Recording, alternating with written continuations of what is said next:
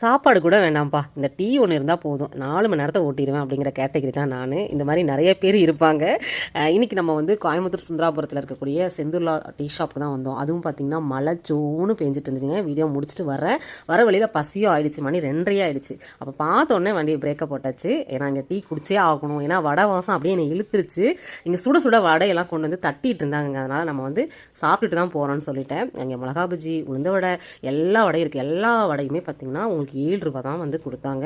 Tea வந்து வெறும் 10 ரூபா தாங்க. டீ அவ்வளோ திக்காகவும் சுட சுட வடையும் கொடுத்தாங்க.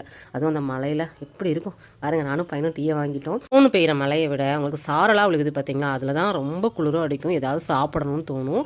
நான் உளுந்த வடை, ஒரு மிளகா பஜ்ஜி, அதை 2மே வாங்கிட்டு டீயும் சுட சுட வாங்கிட்டேன். வயிறு ஃபுல்லு. இனி சாயந்தரம் வரைக்கும் நமக்கு சாப்பாடே தேவையில்லை.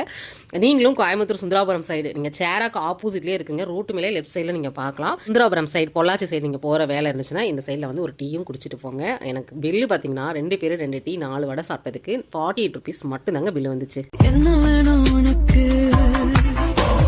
கொட்டி கொட்டி சொர்க்கம் இங்க இருக்கு.